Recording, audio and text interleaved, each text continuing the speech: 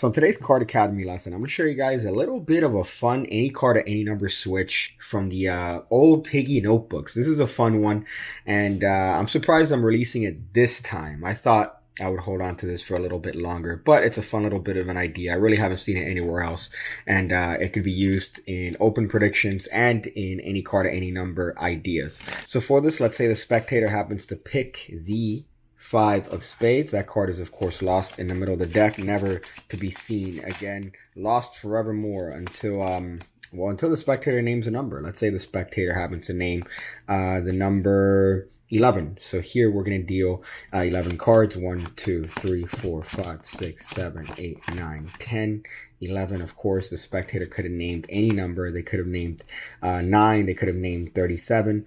But they decided to name 11. Of course, that card is dealt out, and lo and behold, it happens to be the spectator's card, the 5 of spades. So it's a fun little bit of a switch. As you can see, it has many different applications. This is just a card at any number, but it's a very, very simple one to do nevertheless. So all we're going to do here is let's say whatever card we want. Let's just say it's the Jack of Clubs. We're going to cut it approximately 20 cards down.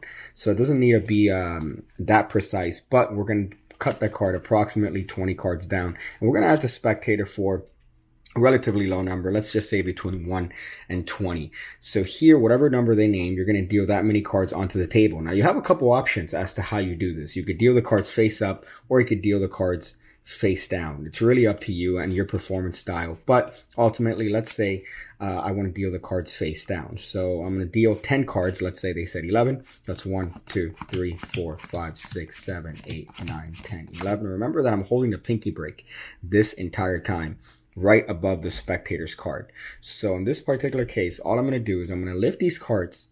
I'm going to turn them face up on top of the deck. And I'm going to reiterate to the spectator that any one of these could have been potential selections. But of course, they went with 11. Now at this point, I'm going to square these cards up. And I'm going to, in one action, lift at my break, drop this card on the table, bring the cards back together, coalescing them, and spread the cards again so I could turn this over face down on the table, reestablishing the deck. So on that action, I've actually switched in my card. Now there's a couple touches to make this pretty good and undetectable. One of the first touches is, of course, how you handle the actual deck itself. So let's assume the card is a couple cards down here. We've spread these cards on top of the deck.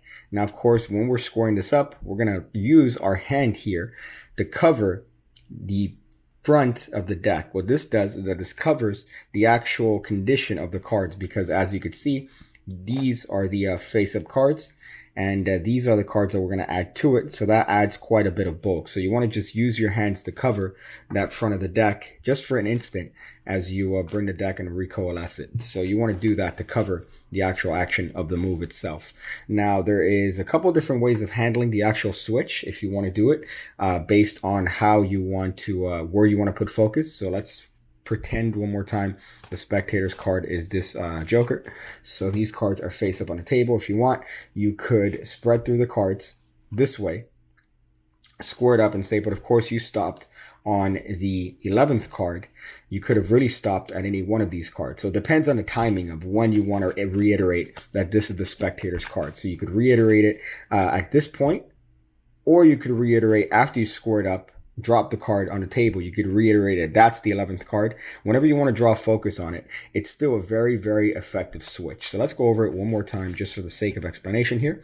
You're going to get a break underneath the card you want forced. In this case, let's say it happens to be the Queen of Spades. Depending on where your break is held, of course, you want to limit the spectator to that particular number selection. So in this case, I would estimate about 26 cards. I would say to the spectator, I want you to name any number between 1 and 20. So at this point, I'm going to deal the cards face up or face down. Again, depends on how you want to do this.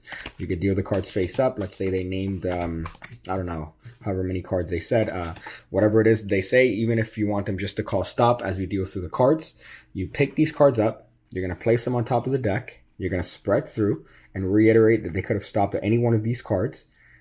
You're going to score this up, lift up at your break, drop that card, score the cards up, spread through, and turn these cards face down back on top of the deck. And in that action, of course, we've rung in our force card, and the spectator is none the wiser. So it's a nice little bit of an any card at any number switch. Of course, adding to the growing list of any card at any number switches that I've already included on the channel. This is just one that I enjoy, that's a lot easier to do than the initial one that I had taught. But as you can see, it has many applications as a force, as a card at any number move. You could use it as an open prediction sort of idea. So there's a lot of different things you could do with this particular force. If you guys have any, of course, you're welcome to leave them in the comments below, and we can go back and forth on that. But that is an any card at any number switch. I hope you guys enjoyed that. Thank you guys for being members of the Card Academy, and I hope to see you on the next one.